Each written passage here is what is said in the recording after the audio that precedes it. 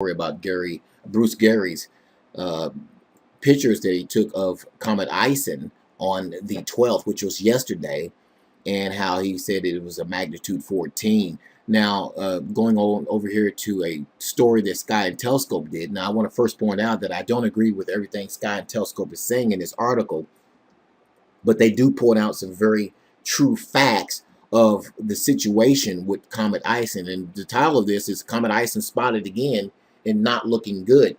Now, what do they mean by that? Because I've seen some very strange reaction to Bruce's story, Bruce Gary's story of how, his pictures and his information he has of Comet Ison.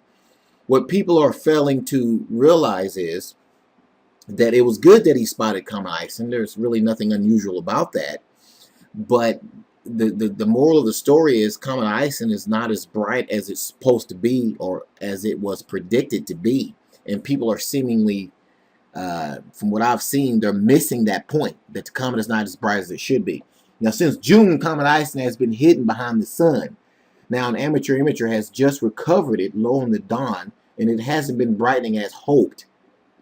And they go on to say here, don't bet on a naked eye spectacle this December. This is what Sky and Telescope is saying here. Now, I'm not going to read this whole thing to you, but it says here, a couple of weeks ago, earlier than we expected, amateur imager Bruce Gary in Arizona has apparently become the first person to pick up Comet Ison again after its 2.5-month intermission behind the glare of the sun.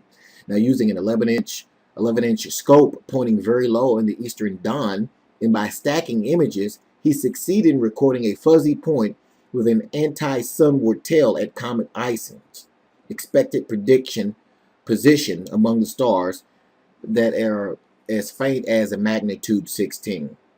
Now, measuring the image, Gary comes up with a V magnitude of 14.3 plus 0.2 for the comet that is being so widely anticipated worldwide. Now, the article goes on to point this particular fact out that people aren't, I guess, not picking up on here. And this is a fact.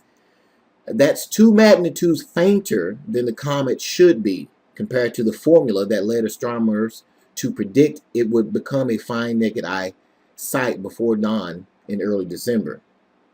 It's no improvement on the same 2 magnitude deficit the comet was showing when astronomers last had good looks of it in May and in June.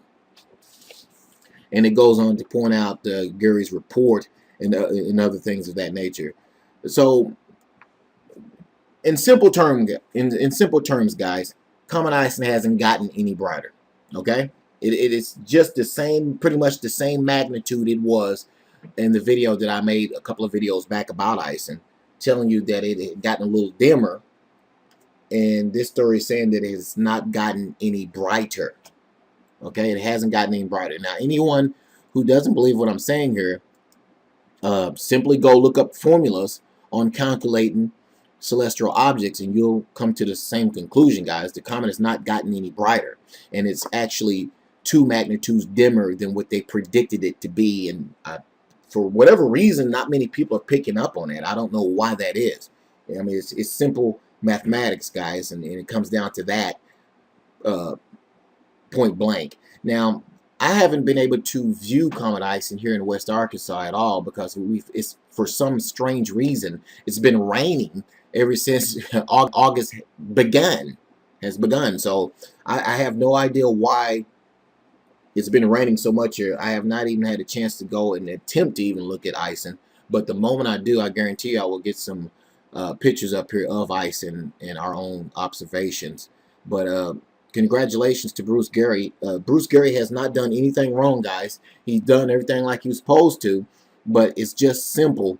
The calculation that he used to determine the brightness of Ison is a different calculation. There are many you can use, but when you break it down, guys, it simply means that the comet has not gotten any brighter. That's all it is. Now, I'm sure within the next 3 weeks, and I'll say this here, we will know what's going to happen to Comet Ison. Will it get brighter as predicted in these charts right here? Or will it remain the same, or will it get torn apart? I predict we'll find out for sure within the next 3, let's say 3 to 4 weeks to be on the safe side. And again, guys, I really don't know why people aren't picking up on the fact that in this story, if you look at the data and you break down what Bruce Gary has on his site here, and he's showing you here, the comet is no brighter than it was back in June when we last saw it. Anyway, guys, just wanted to give you that quick and brief update. All the links are under this video, guys. If you don't believe what I say, simply just go check it out for yourselves and ask an astronomer, and they'll tell you the same thing